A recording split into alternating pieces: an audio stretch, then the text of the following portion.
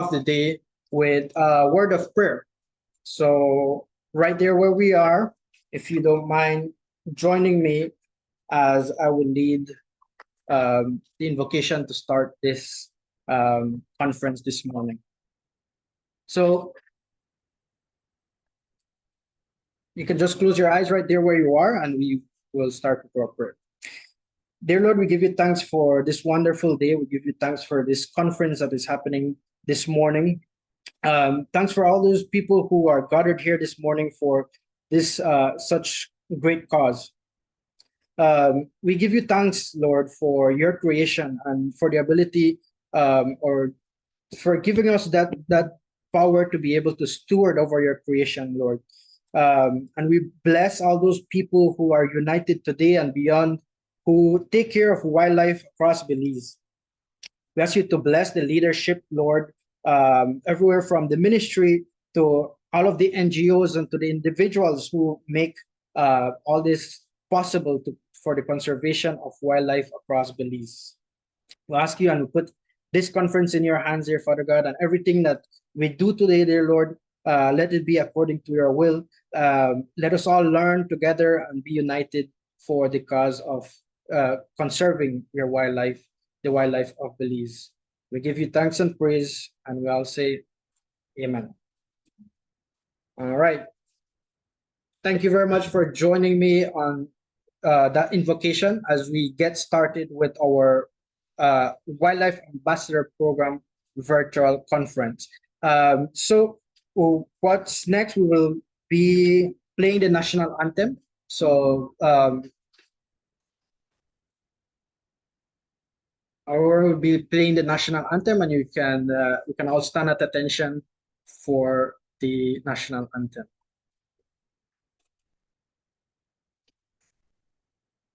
You're gonna have to share the screen.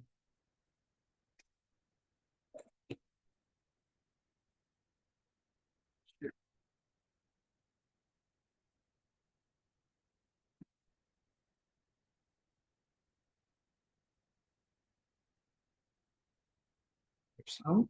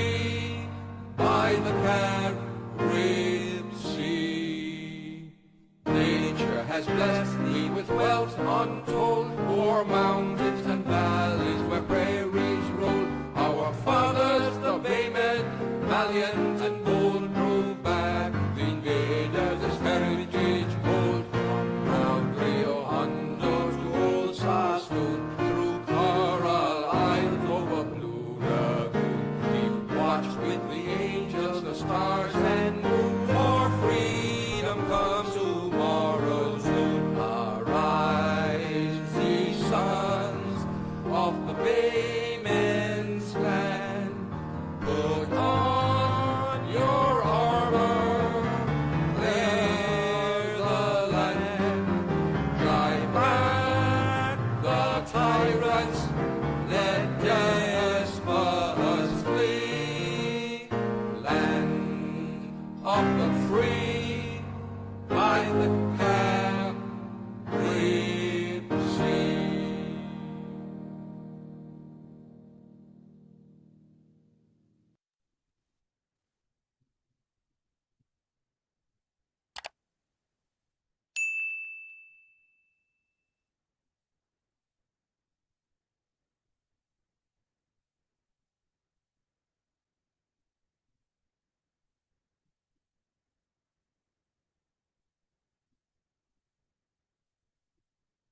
Yes.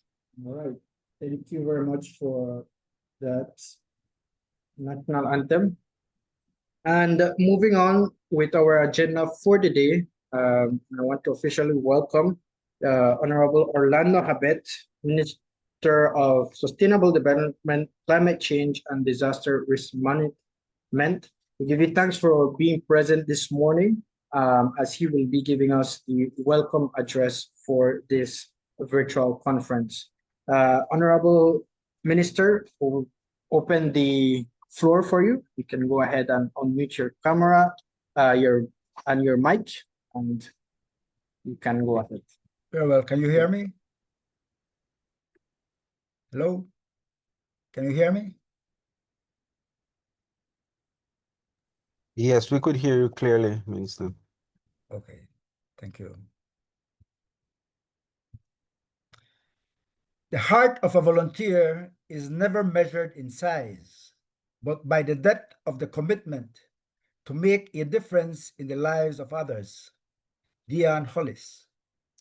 Good morning, distinguished guests, dedicated ambassadors, esteemed partners, and cherished friends.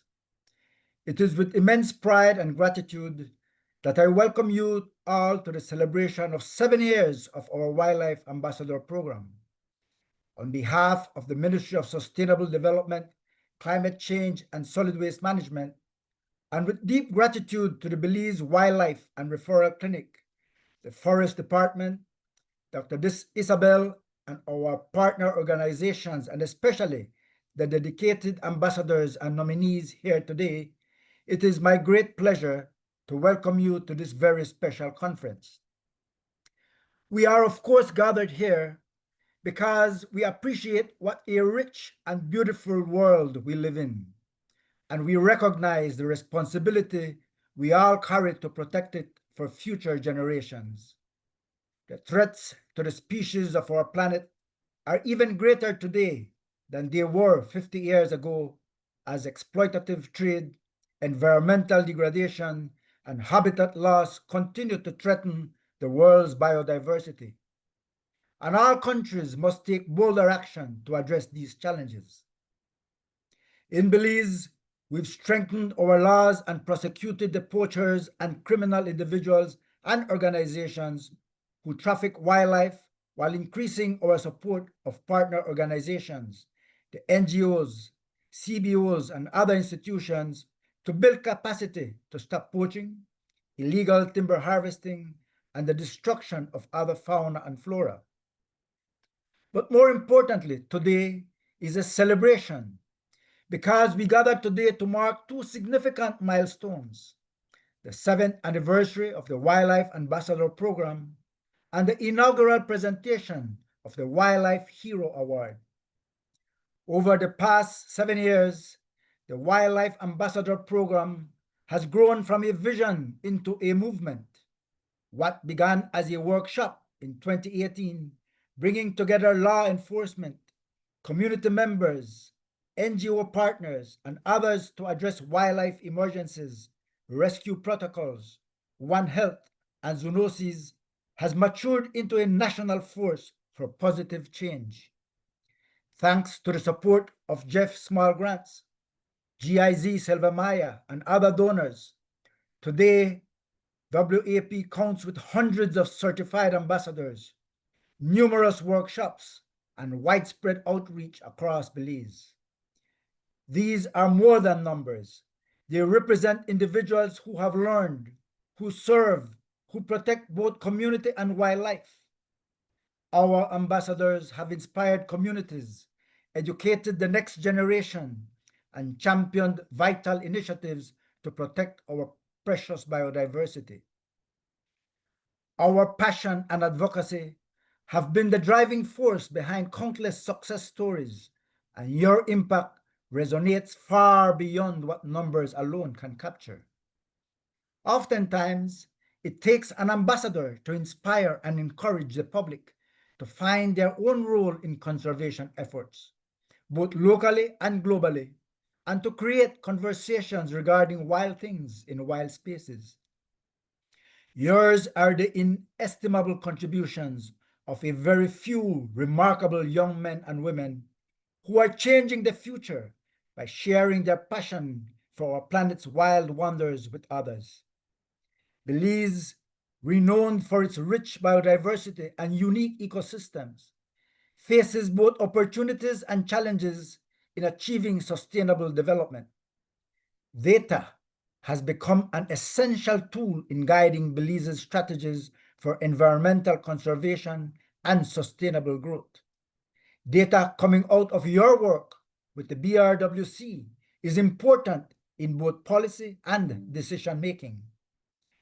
And so are innovation and technology. We recently concluded our latest Jaguar program, which showed clearly that the establishment of the wildlife corridors are working. Also, it allowed us to understand better the issue of jaguar-human conflict. Tracking by use of collars with GPS allowed for close examination of migration patterns and repetitive actions by these wild species. Unfortunately, we witnessed an increase in roadkill and injury of some jaguars and other wildlife, many of which were taken to the BWRC for treatment and eventual release. Named in honor of award-winning actress and dedicated conservationist Jane Alexander, the Ambassador Award is given to an individual who supports the natural world by leading others to action and lending a credible, consistent, and effective public voice for the sustainability of wildlife.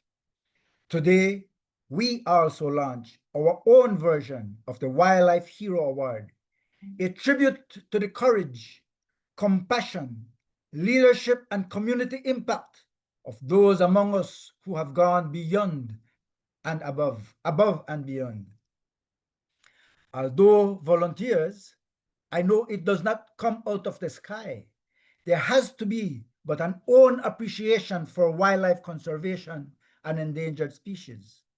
From among you, 15 exceptional ambassadors have been nominated, and from them, a select group will be honored.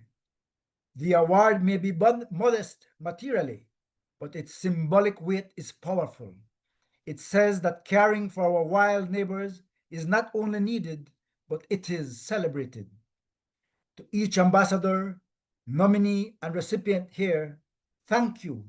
Your work has inspired change, saved lives, and deepened our understanding of how human health, animal health, and environmental well-being are intertwined.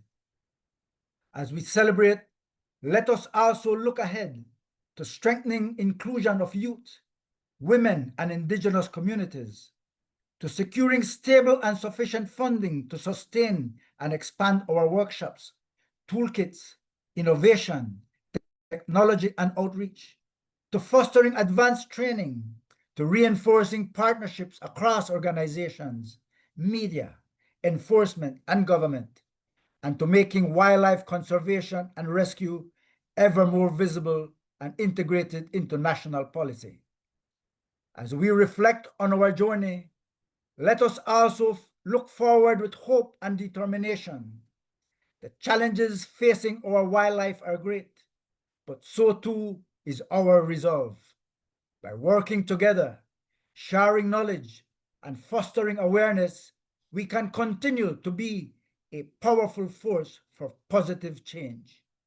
As Minister, I commit to supporting this endeavor through policy, through budgetary spaces, and through lifting the voices of wildlife ambassadors in every forum. Thank you all for being here today.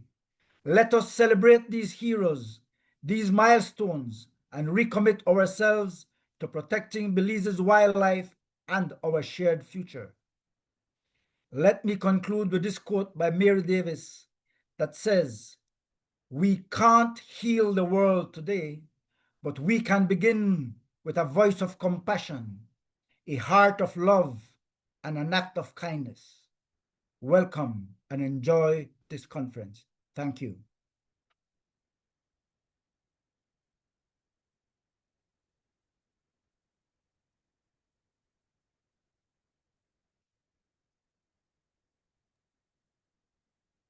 Thank you very much, Honorable Minister, for this amazing speech and words that you have given us this morning. We appreciate your support, and us at the BWRC, we feel very special when we hear these words coming from you. So thank you very much. Yes, a lot of people already give the round of applause. So we'll be moving on this morning with our first presentation for this morning, right? So we have the 7-year Wildlife Ambassador Program recap on our first Wildlife Hero Awards. So this will be a presentation from Dr. Isabel and the Wildlife Ambassador Program team. So we will go ahead and share that now.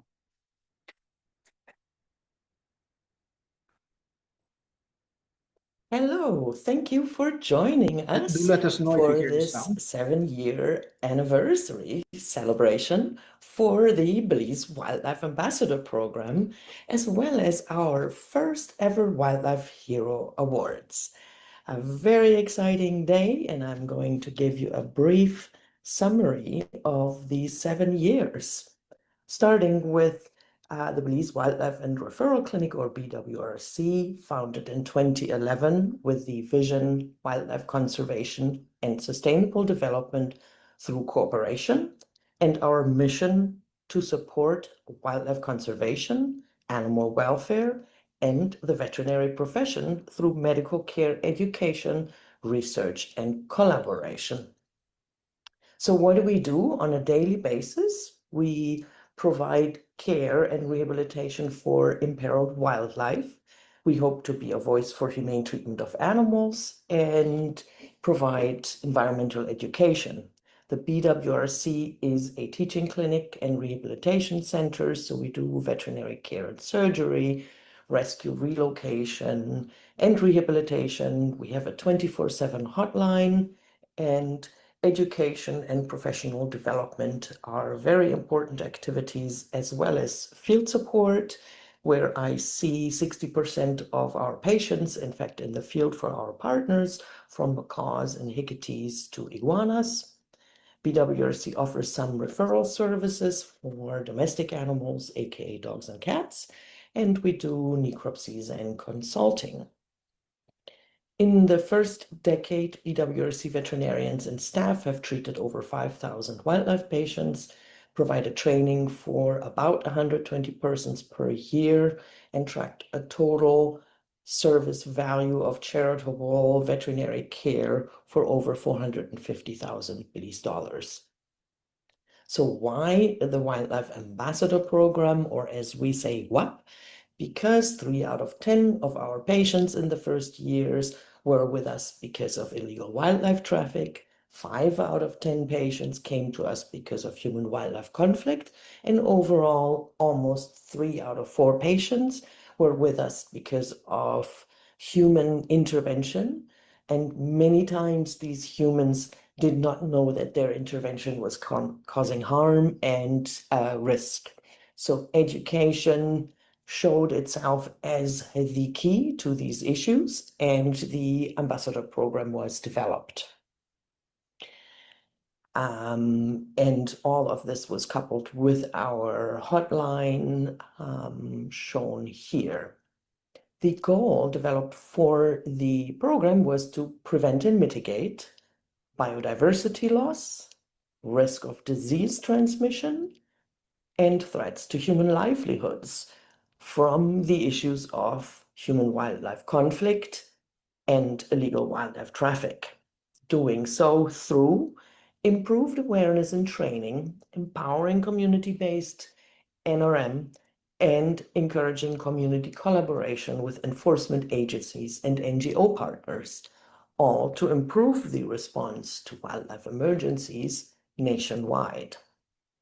Our methodology included public outreach through social media, capacity building workshops, both in person for 2 days in a condensed version as well as online, coupled with the 24/7 emergency response hotline and our veterinary clinic and rehab center.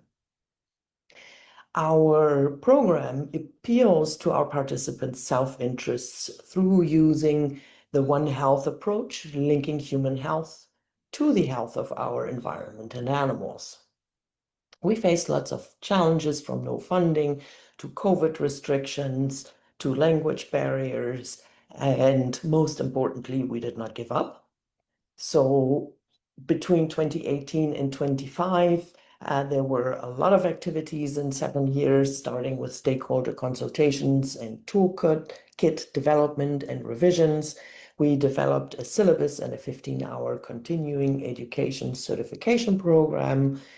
We developed the program website, a Google Classroom, a YouTube channel. We hold regular live events on social media, compile newsletters, created content, hosted 39 workshops, again, coupled with our veterinary care, the hotline, and field support.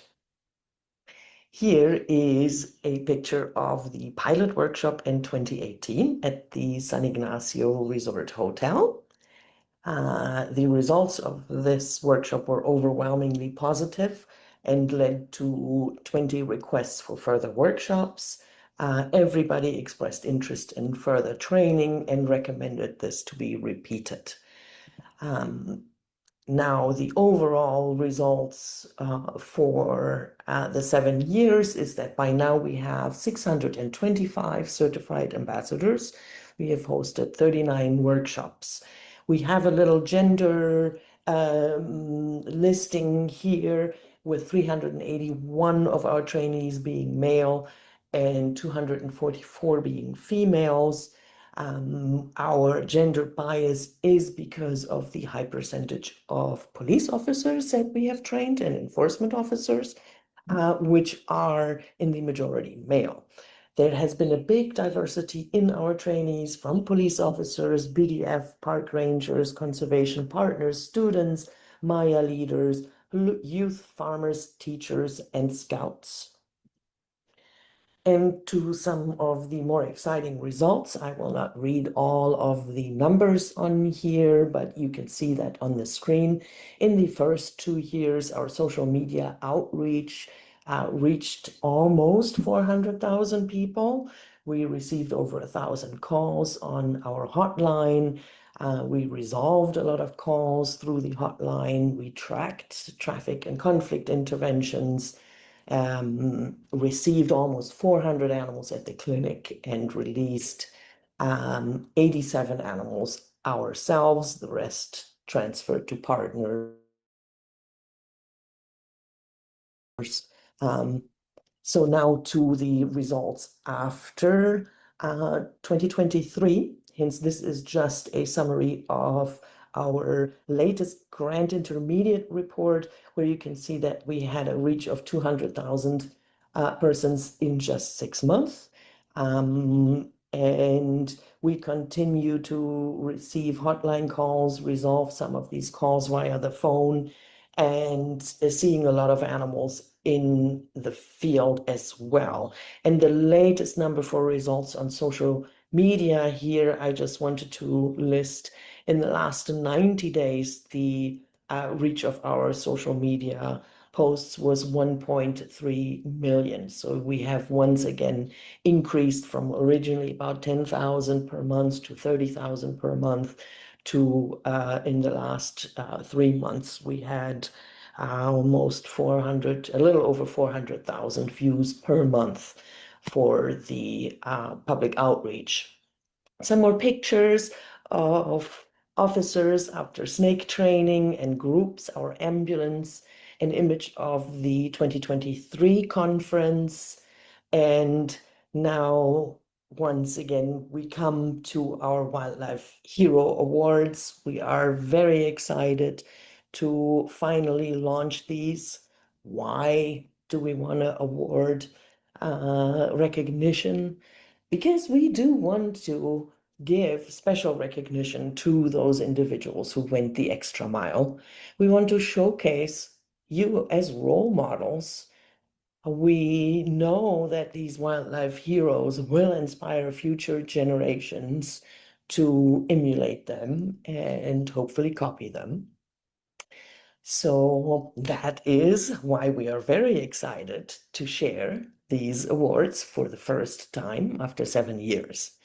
So for the future, what's going to happen? A lot as per usual. We do have plans already and funding with GEF and UNIDO for a 2026 in-person conference again.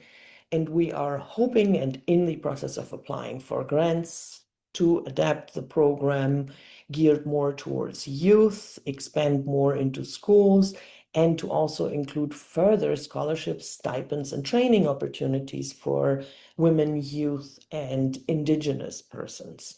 So with that, I'm going to say thank you so much for joining us in this program, and we look forward to awarding our heroes shortly.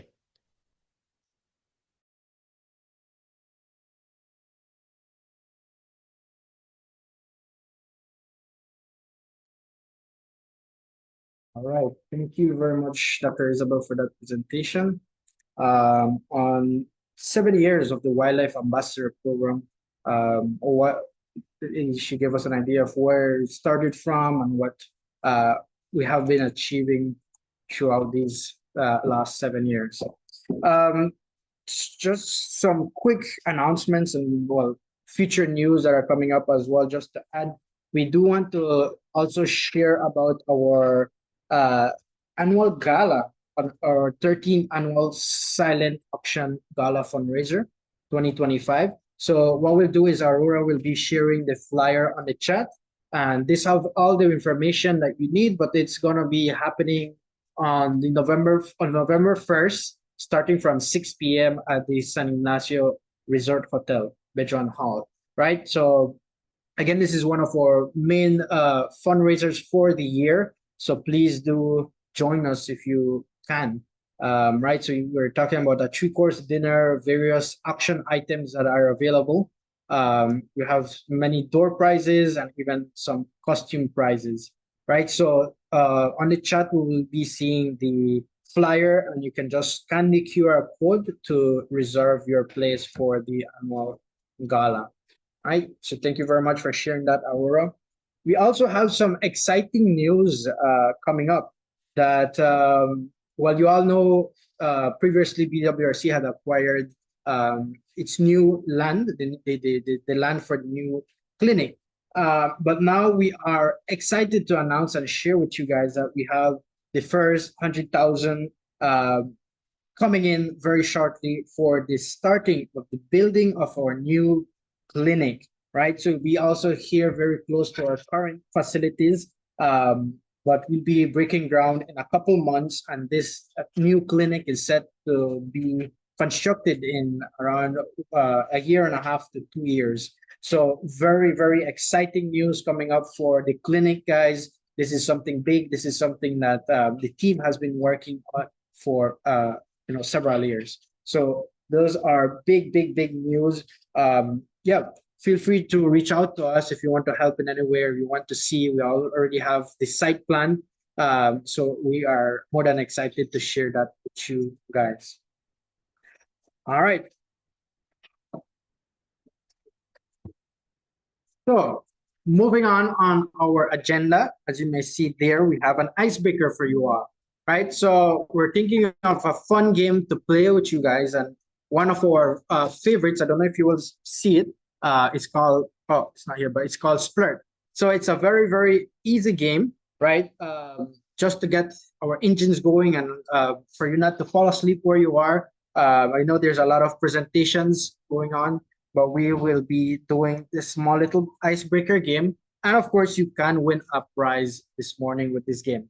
So it's very simple. We have a bunch of cards that I will be calling out, right? Let me just show you one example. For example, here it says a pizza topping, right? And then I will also give some other cue. For example, this one says beginning with O, right? And of course, we're virtual, so the first one who puts a word that is correct on the chat will be counted as 1 point. We have our volunteers here who will be tallying your points, and at the end of the round, then we'll see who has the most points for this game. All right. Do you have any questions there? Feel free to ask before we start.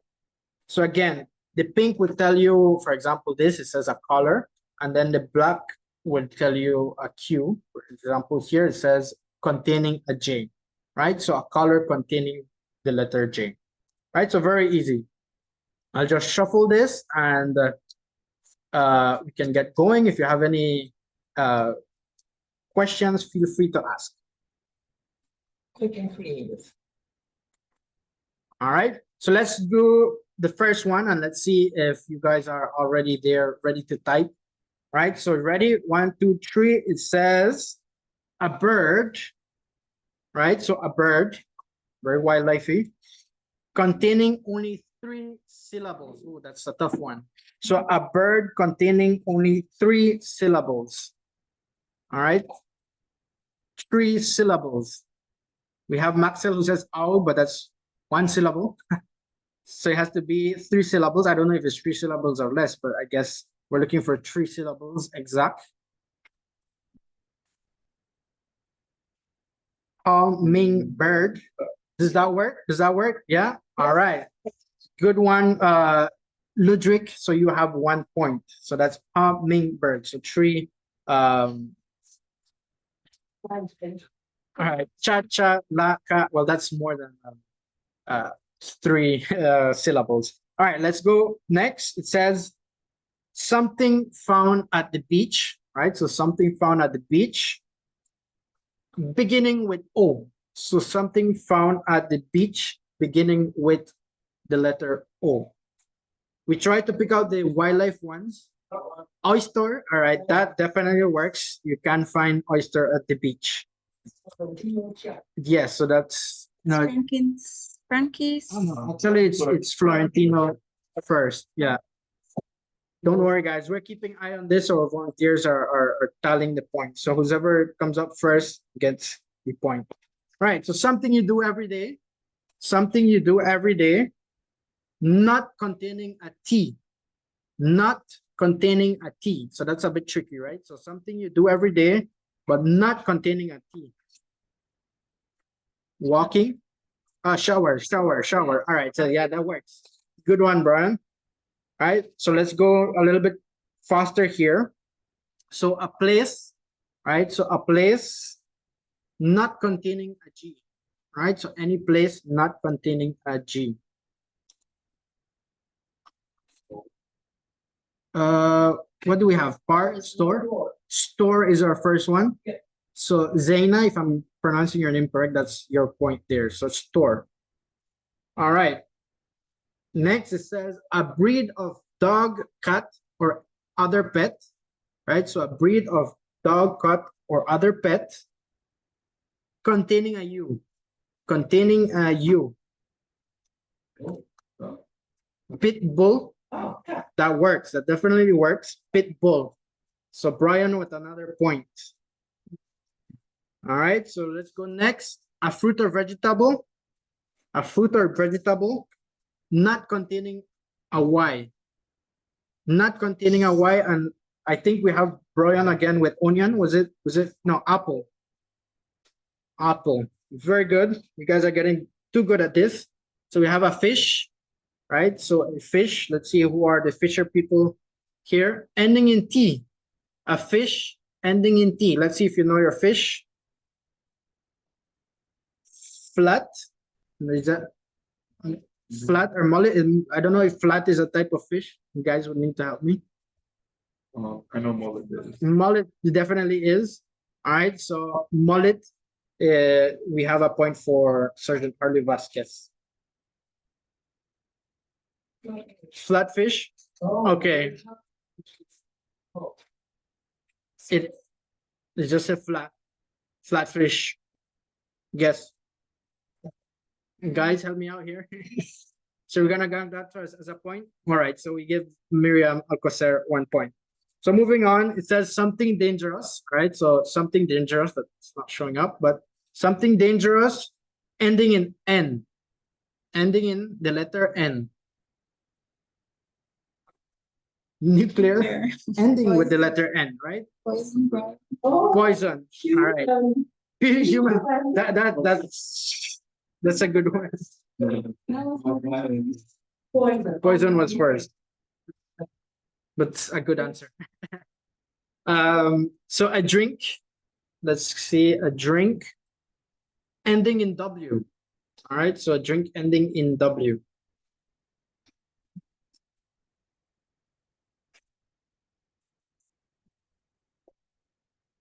So that is a drink ending in the letter W. Ending. That's a tough one. What happens if you don't get it? Should we? I guess we can do pencil soda. Mildew soda, cow milk. That doesn't end with a W, but mildew. I'm not familiar with this. Yeah, there's mildew as a soda. Okay. Well. Well, that works. As long as someone knows it. So let's move on. It says a color Easy one. not containing an H. Not containing. Wow, that was quick. Red. Yeah, that is Brian. Brian On fire. on fire. So let's do 3 more minutes of this, and it says a word associated with weather. So any word associated with weather containing a B, containing a letter B. Breather. Columbian cloud. Some type of cloud. It does contain a letter B. Okay. But I don't know what's a breather. What do we mean by breather? Does that count? Breather. Oh, wait, there. Okay, so Brian again with the Colomboni. I'm not a weather person, but some type of cloud with the letter B. All right. Something that fits in your hand. So something that fits in your hand, ending in A. Ending in A. Banana. You're too good, Brian. All right. So we have our last. Well, these are my last cards.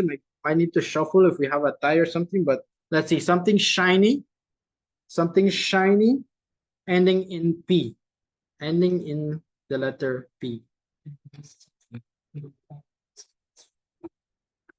Like this. Should I turn them around? Like this. Okay. Lip. Do we have one? I forgot the cue. Sorry. Something shiny ending in lip. Shiny lip. Okay. Is that are you guys alright with that? Yeah. A lot of chopstick. Yeah. Okay. So we'll take lip. Make sure that lip has enough lip gloss though. So let's move on here. We have a very nice one, a reptile or amphibian containing a V. That's an easy one. A reptile or an amphibian containing a letter V. Viper. That's what I was looking for. So that's Holly Vasquez. So something seen at a zoo. Something seen at a zoo. Anything containing a Q. Containing a Q. Q is a hard letter. Quill. Quill. Quill.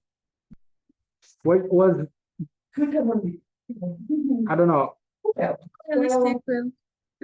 But was he trying to put quill instead of quilt? No. Okay, well, we'll give it to. Was it Brian? It's Brian again. It's to be fast. So let's go with this one. Something that, so who we're given, that's quail. Yeah, I spelled wrong. I see what you're saying.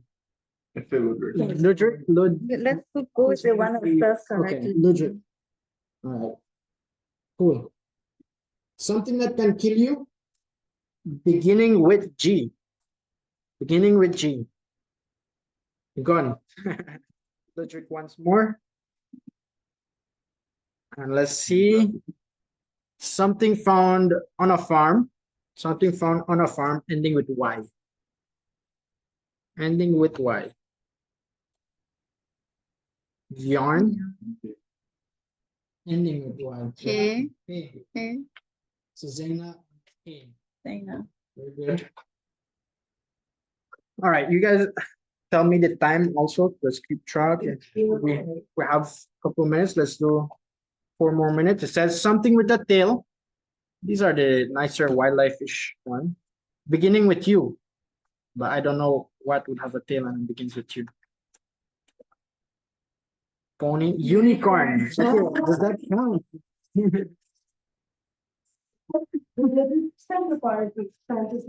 That's true. So we count unicorn. All right, we'll take unicorn. Something found in the ocean, not containing a letter U. Not containing letter U. Tell. Brian, you're too good. Something made of metal, ending in G. Something in metal, Ring. something made, no. Ring, okay, yes.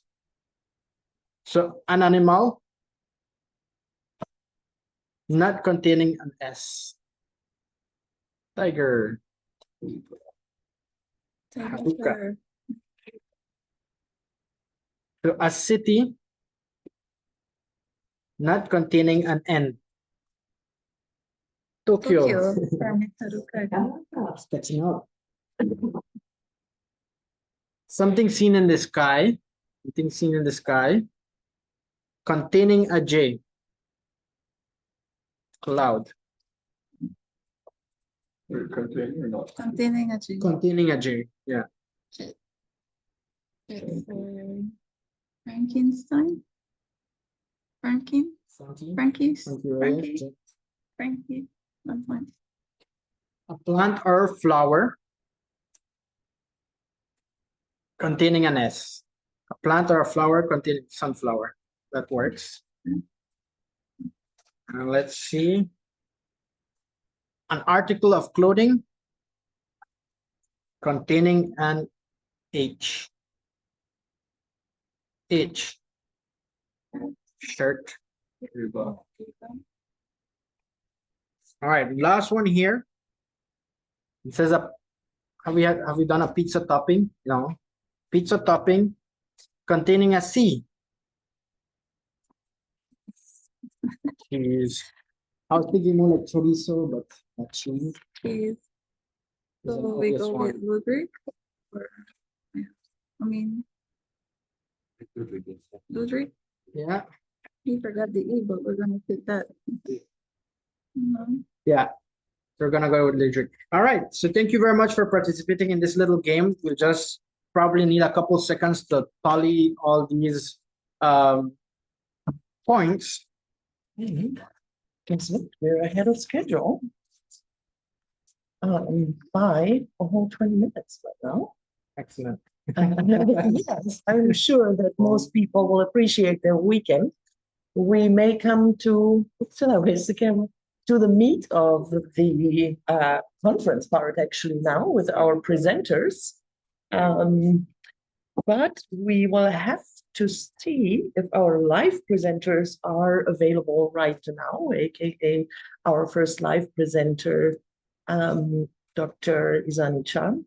And if not, we will switch one of the recorded presentations first so that we don't lose any time. Yeah. Yes, I'm ready. Whenever you guys are. Yeah, there he is. Yes. All right. Great, So fantastic. Thank just you. before I give you the word, Dr. Chen, I just want to announce the winner there. We have Our winner being Brian. And Brian, you get yourself some BWRC merch, right? So you can contact us. Is there a t-shirt? Yes, a t-shirt. So you can contact us or someone will contact you how you can get that shirt from us.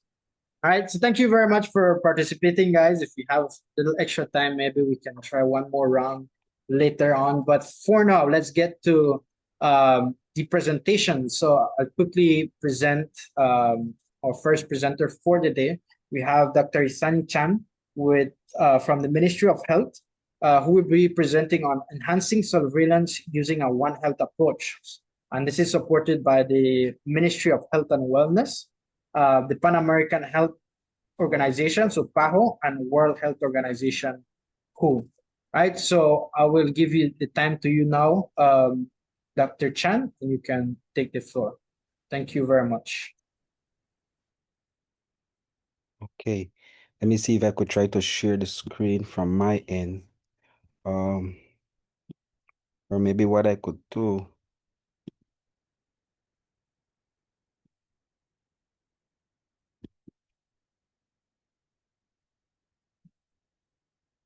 I'm using a Mac, so it's a bit challenging. Maybe what I could do in the sake of time is maybe try to hurry forward the presentation over to you.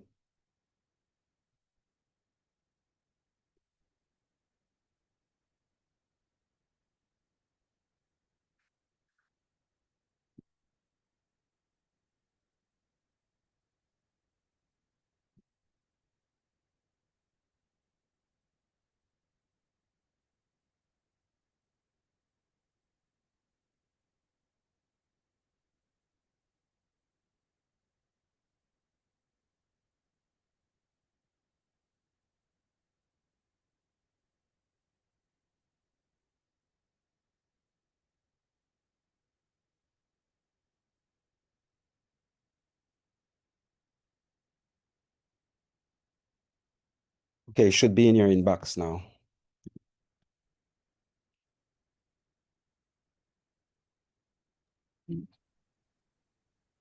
We heard something just now. Yes, I forward the PPT to see if you guys could share it from your end. Oh, okay. You sent that to the email? Yes, that's correct. Okay, so then give us a moment to pull that up. We will have to go and download and open. Download it.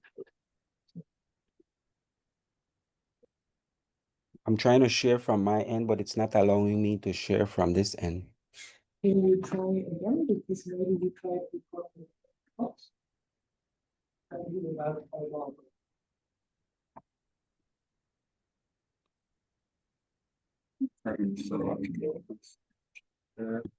Yes, I do this first because I'm on.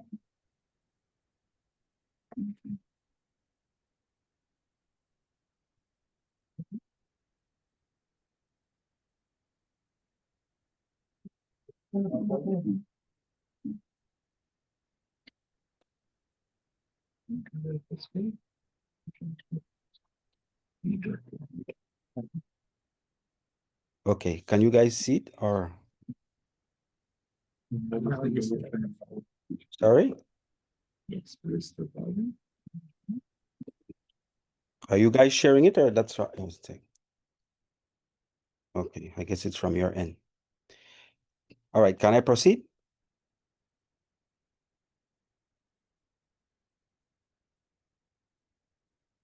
All right, good morning, colleagues. Thanks for the opportunity. I hope you guys are hearing me clearly from your end. Can you guys confirm? All right. Thanks for the opportunity for me to present to you guys this morning. A perspective from the various government ministry in regards to enhancing surveillance using a One Health approach. I would say in the early 2000s, the World Health Organization in regards to different health organization that supports various government ministries within Latin America and the Caribbean have been looking for a different way of addressing climate change. And the reason for that, as a result of the proliferation of various types of diseases, not only mentioning human health diseases in regards to vector-borne disease, but also the proliferation of vector zoonotic diseases that continue to affect various countries within the region, including Belize. As a result of that, the World Health Organization, including the Pan American Health Organization, that that supports the Ministry of Health within Latin America and the Caribbean, came about in enhancing the National One Health Initiative by looking at not only human health anymore, but also incorporating animal health and environmental health. So this means that more surveillance needed to have been taking place to monitor diseases as it proliferate, but also incorporating weather patterns, the National Meteorological Service, to monitor the fluctuation trend and also how it contributes to the proliferation with various vector-borne diseases. Therefore, the presentation that I will be presenting to you guys this morning, focusing on enhancing surveillance using a One Health approach that is supported by the Pan American Health Organization and the World Organization, the World Health Organization, WHO. In 2019, there was a national bridging workshop held within the country of Belize by WHO that brings together various government ministries, the Ministry of Health, the Ministry of Agriculture, the Belize Agricultural Health Authority, that plays that instrumental role in monitoring zoonotic diseases as it proliferates within the region and specifically within Belize. The Ministry of Sustainable Development that continues to support environmental issues and continue to monitor the different natural environment and climate change that falls under that unit as well. And also not to mention the National Meteorological Service. A memorandum was also signed by all ministers that represents these government ministries to embed that collaborative network that needs to be set in place for surveillance work to move forward. Next, please.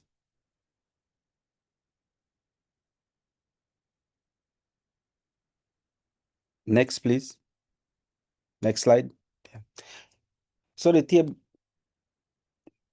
next, the table of content that will be based, the presentation will be based upon will be a closer look in regards to One Health Initiative, WHO One Health Initiative vision, its mission statement, the SDGs that also needs to be addressed under these line topics, and also the quadripartite, the different UN agencies that plays that instrumental role in guiding these initiatives under a national One Health approach.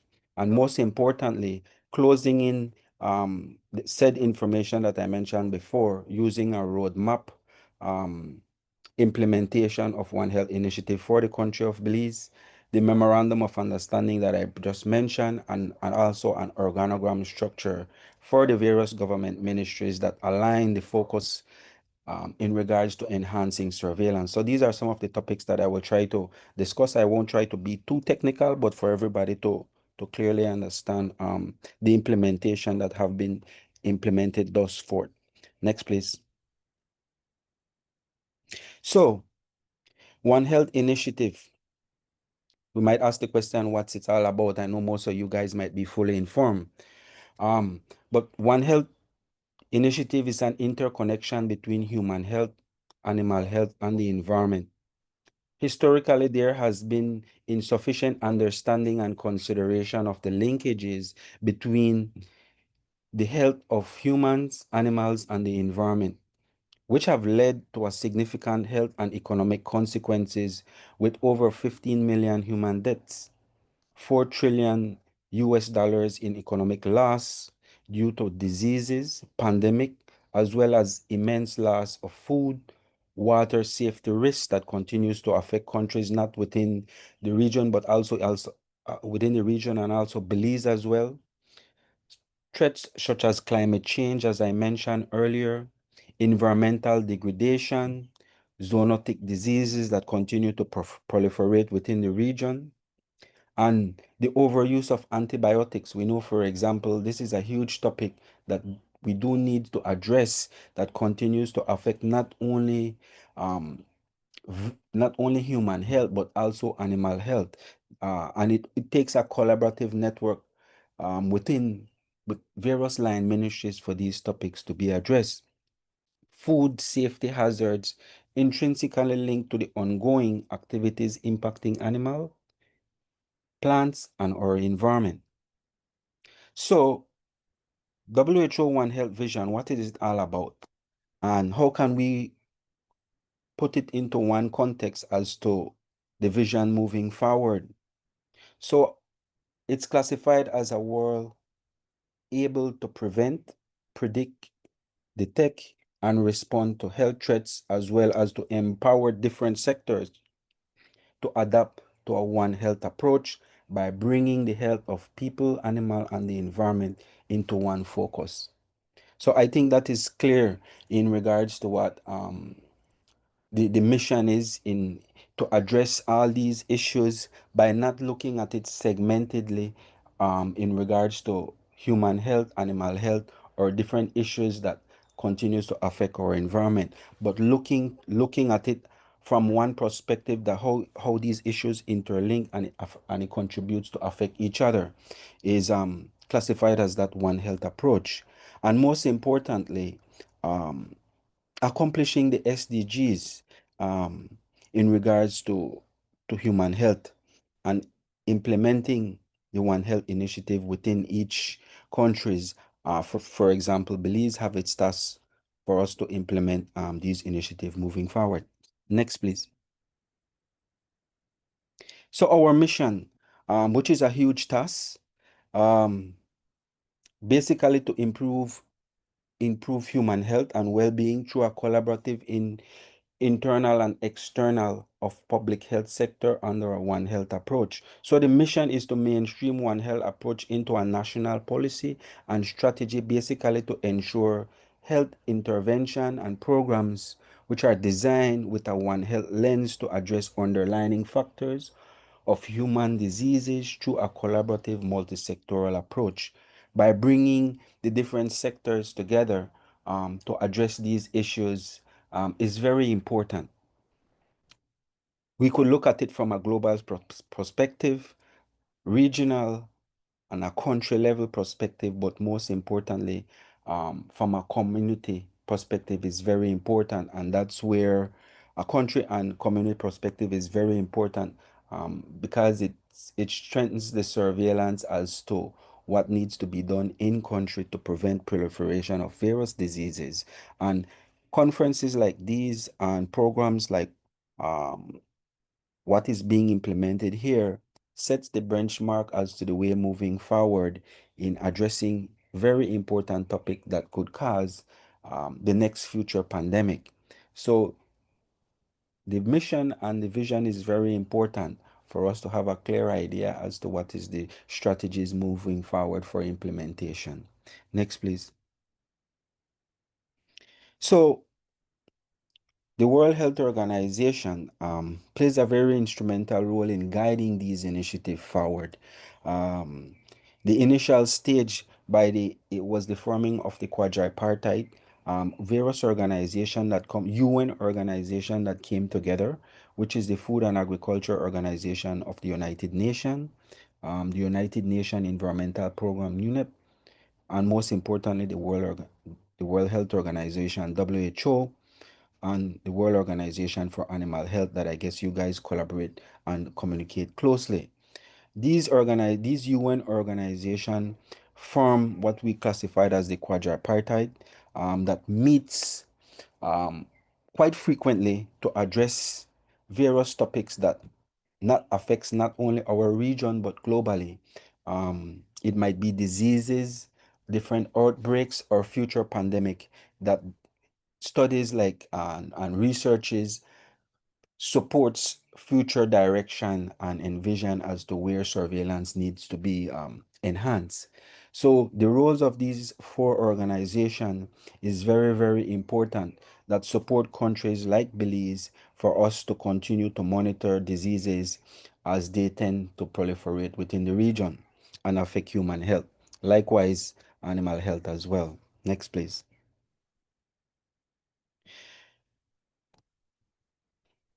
So this clearly gave a timeline in regards to the implementation and strategy as to where it all started. You could see if if you click the click the icon, we could see the implementation as per year.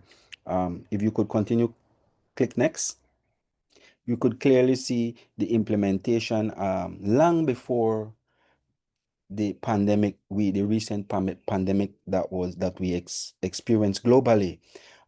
It shows that the World Health Organization did saw that there were need for enhancement in surveillance and research to be done, and this was when the One Health initiative basically came to birth by the World Health Organization and different UN arms for them to align themselves in addressing certain topics that deal with waterborne diseases, influenza, zoonotic diseases, as they predict the future pandemic, which we end up experiencing a couple of years downstream, which it shows that we are on the right track by continuing to implement the National One Health Initiative for alignment and, most importantly, to enhance surveillance.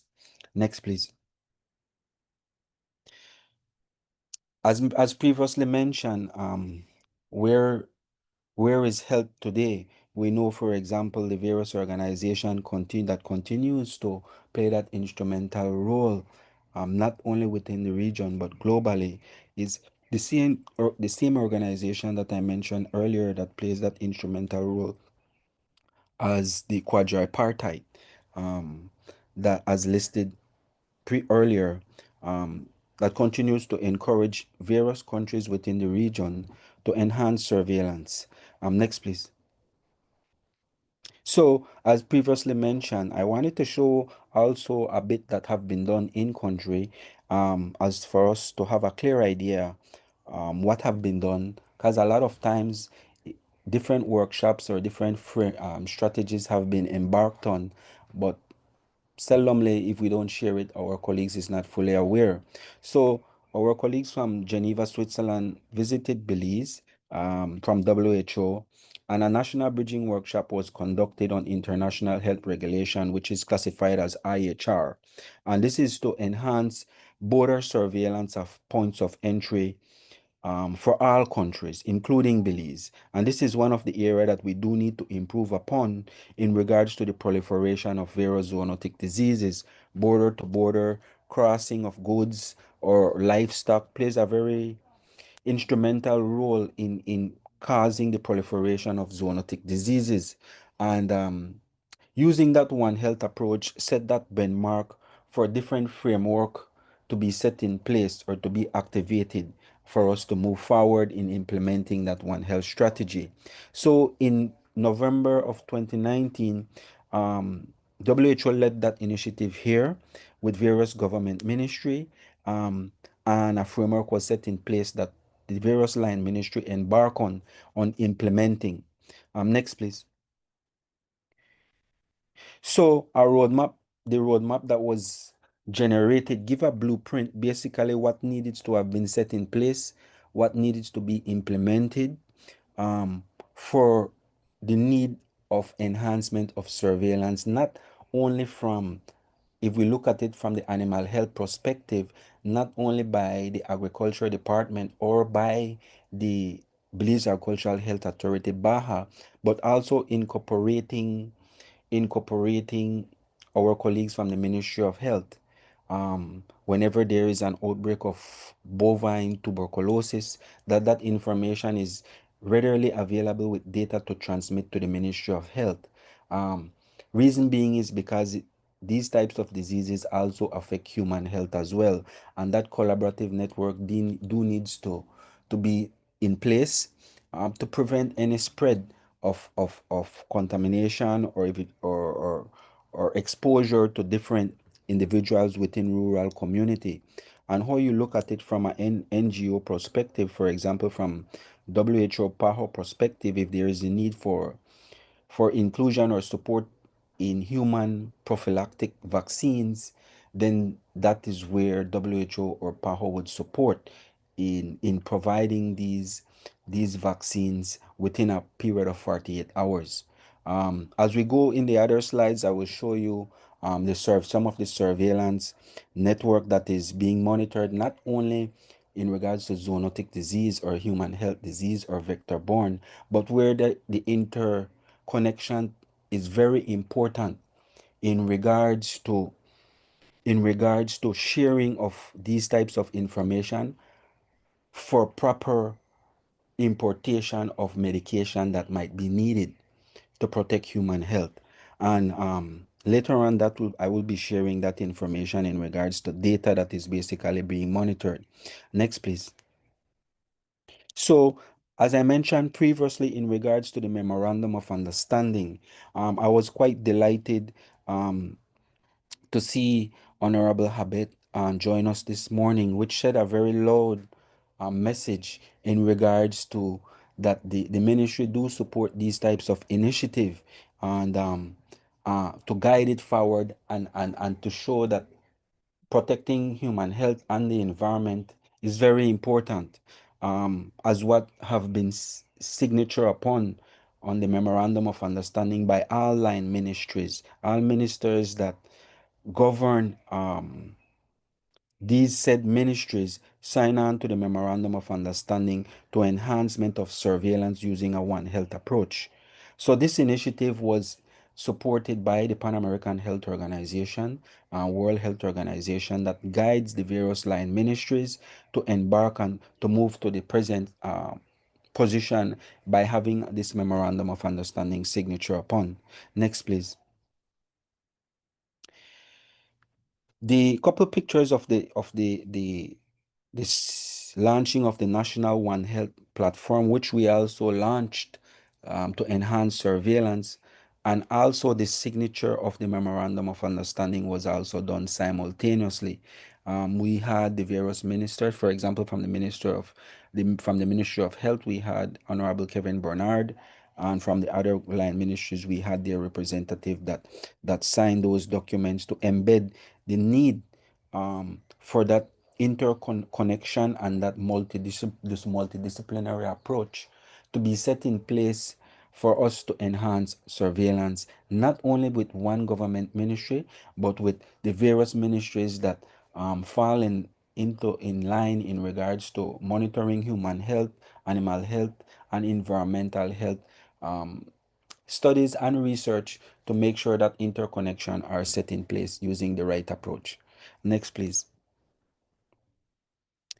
As previously mentioned, the One Health platform that incorporates all the line ministry that I mentioned could be found under the area of stakeholders, subcommittees that we focused on antimicrobial resistance, climate change, zoonotic disease, vector-borne diseases, and data is also collected to monitor the fluctuation trend in regards to climatic forecasting that affects Belize seasonally.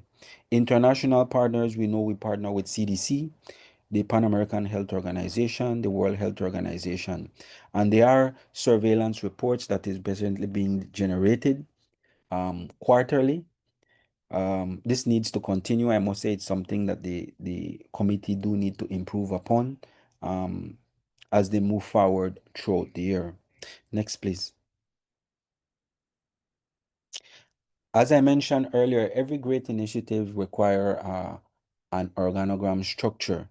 In regards to how it should be set up and how these initiatives supposed to be guided by, As I mentioned earlier, the ministers that signed the memorandum of understanding represent these various government ministries.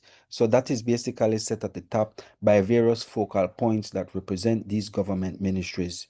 And these technical personnel basically sit in various committees, for example, to address issues that deals with, for example, antimicrobial resistance, AMR, which focus on the overuse of antibiotics within animal health or the types of antibiotics presently being imported for human health use. Zoonotic diseases, food safety, and environmental health. This is another committee that focus on diseases, not only zoonotic, but also foodborne disease as well. Climate change, disaster risk management is a very important issue and committee that monitor the climatic forecasted based on a seasonal pattern, and likewise that data is basically being analyzed to give a trajectory part as to what type of medication that maybe PAHO or WHO could support the country in before the rainy season. We know, for example, there is a high influx of dengue, or previously it was malaria. Now, with the help of with the enhancement of surveillance, WHO certified Belize as malaria free, which doesn't mean that we won't get a couple cases imported from neighboring countries. We will receive certain cases from time to time, but by having the surveillance system up to par, we will be able to detect these cases. Clinical governance and ethics committee also is a committee that we have technical persons from various line ministries that are within this committee that provide technical guidance for very important topics. Next, please. And the purpose, we know, for example, the purpose of the National One Health Committee is to identify the complex and multidisciplinary issues that occurs at the interface of human, agriculture, and the ecosystem, which requires a coordinated One Health approach, which is very important. As I mentioned, these types of issues should be looked upon not only from one ministry, but by a group of said technical personnel using that multidisciplinary approach to address these issues or diseases as they proliferate within the region. Next, please. So to go a bit into the surveillance aspect of the presentation, I know our colleagues was asking me to focus a bit of some of the diseases that the committee monitor from human health, and how that interlinkage could be set in place for support, and also to focus the presentation a bit on zoonotic disease as well. So I tend to do both, to give a clear idea what is the benefit of the multi-sectoral approach and how it enhances surveillance. So every quarter, National One Health Surveillance Report is being generated. I generate this report and I share it with different focal points from different line ministries for them to have a clear idea what is the trajectory for the first quarter, and for the second quarter of the year, how can we improve in regards to surveillance and disease, and to monitor disease that have been proliferating within the region of the Americas or within Belize. Next, please. So here we have the first segment that we focus on, the Ministry of Health aspects to monitor the fluctuation trend of dengue. We know, for example, for this year, we have a high number of dengue cases. And when we correlate that, and just to be specific, guys, this data set is just an example of a quarterly report that was done previously. It's not the one for this year, but showing you guys the type of information that is presently being populated and analyzed. So for this year, we do have a high percentage of dengue cases proliferating as a result of the high influx of rainfall there is a high number of dengue cases affecting not only the southern parts of Belize, but in each district as well, specifically the Belize district. We know, for example, in 2023, as I mentioned earlier, the World Health Organization certified Belize as malaria free from having over 10,000 cases. These cases were brought down little by little with the implementation of various initiatives to enhance surveillance.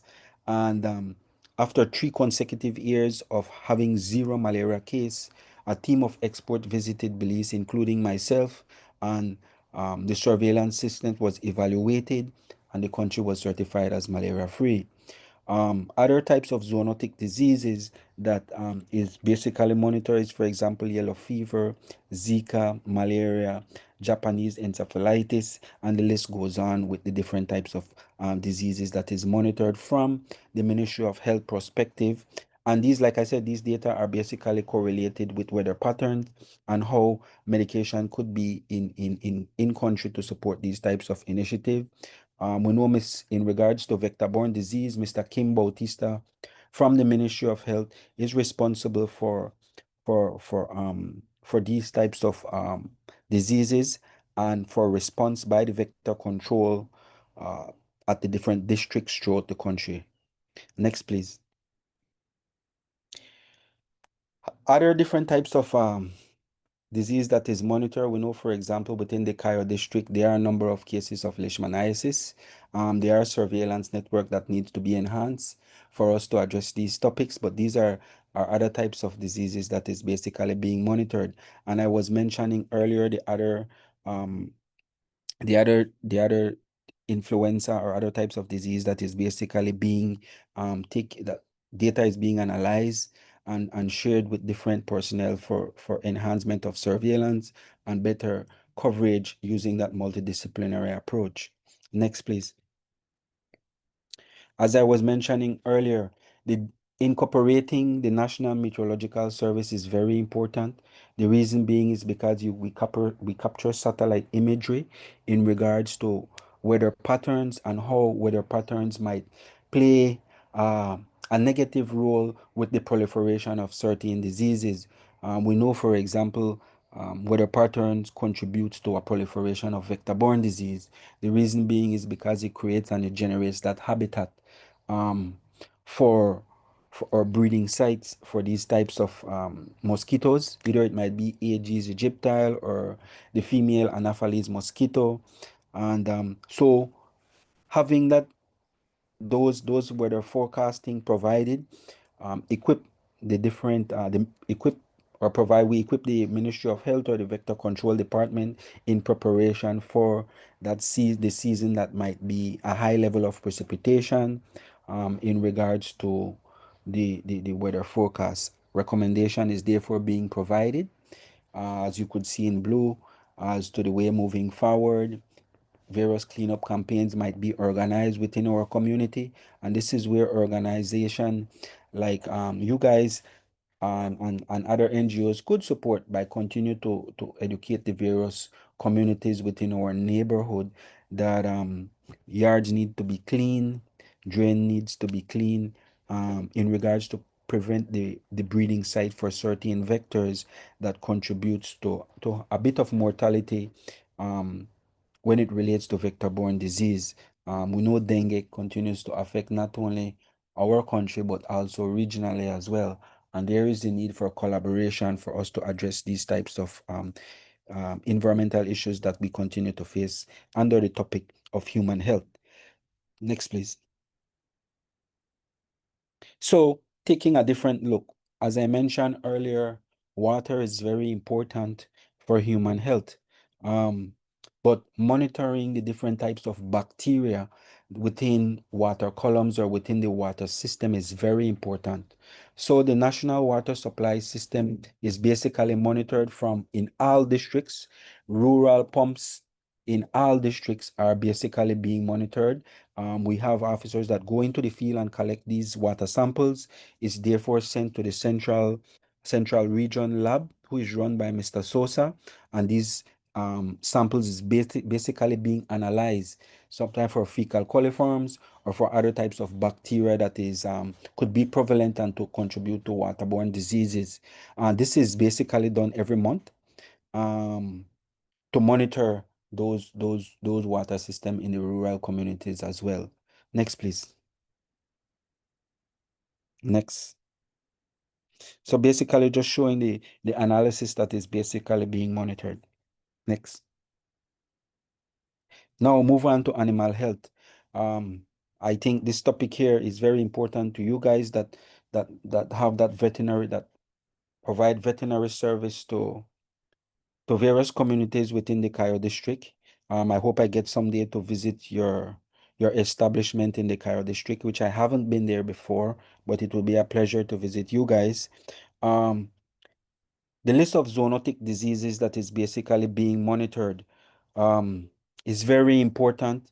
In the past, this is something that that we spent less attention on, and I have to be quite frank. I know there is a gap that we still need to try to bridge between the Agriculture Department, the Belize Agricultural Health Authority, that we need to enhance the communication between these departments. The reason being, as I was mentioning earlier, the overuse of antibiotics that is basically being incubated into different feeds, and you have the proliferation of certain resistant organisms that get resistant as a result of the overuse of the incubation of antibiotics within feed. And then we tend and we therefore consume these products. For example, poultry. A high Belizean population consume a large percentage of poultry. Therefore, we do need to have a clear idea what is the type of antibiotics being incubated to protect human health, and also to monitor the different types of resistant organisms that might be resistant to these types of antibiotics that is being used within animal health and these animal health industry. Secondly, the proliferation of zoonotic diseases that affect various districts. We know, for example, of recent is the screwworm, and it also affects human health as well. There was a case previously, I think it was last year, with bovine tuberculosis in the north. Over that side, I was stationed. I worked with PAHO WHO at that time, and within a matter of 48 hours, we brought in the medication to treat those personnel in the Cairo district that was exposed. So these types of collaboration, using that multidisciplinary approach or using that One Health approach, is very, very important. To have these information being shared from the Belize Agricultural Health Authority to the Ministry of Health, and therefore to supporting agencies like PAHO or WHO that provides these medication from their warehouses, either it might be in Colombia or Panama, for it to be provided to the various rural communities, and personnel could be treated within a period or a span of 48 hours. So you could see, when there is a proper organogram or a network set in place, it's very important for us to address these types of issues. But the communication do needs to be there. I think we still need to continue to work on it, to be quite fairly. I wouldn't want to say it's all perfect, but it's something that we need to continue to build upon. But to share with you guys the list of diseases that is basically being monitored from human health, animal health, and also the climatic forecasting from the National Meteorological Service that provides that information to us. And those information can all be identified on the National One Health platform. The daily forecasting is linked to the One Health platform as well. And that surveillance report, once it's completed, is also uploaded to the platform as well. Next, please. So listing with the other types of diseases, as you could see here, on the column that says rabies, the bovine tuberculosis cases that was identified in northern Belize during this period. Like I mentioned, this information is very, very important for medication to be trickling into the country, or for support by PAHO or by WHO once human or humans are being exposed. So it's not something that should be held by one line ministry. It's information that's supposed to be disseminated for it to be addressed using that multi-sectoral approach. Next, please. Yeah, and the list continues in regards to the different types of diseases. Next. Oh, yeah. So lastly, what I wanted to mention, and not to bore the team, and not to go too much in depth with some of the scientific topics, but also to share that the climatic forecasting in regards to weather pattern is collected by the National Meteorological Service, who is part of the committee. And this data is basically being provided that give as I mentioned earlier, a trajectory as to what was that weather pattern during that 3 months period. As we are witnessing presently, the weather patterns is starting to change. Even the hurricane season are shifting a bit. The rainy season are starting to change as well. That give a different statement that likewise the proliferation of certain types of diseases, for example, vector-borne diseases, we will see a higher number of cases within other months than in comparison to previous years. So these are types of studies that do needs to be embarked on to monitor the trajectory of the weather patterns, and where we do need to provide additional support for different ministries using that multi-dictionary approach. With that, I want to say thank you so much for the opportunity being here. It's a pleasure, and if there is any questions, I'm willing to take some questions from you guys.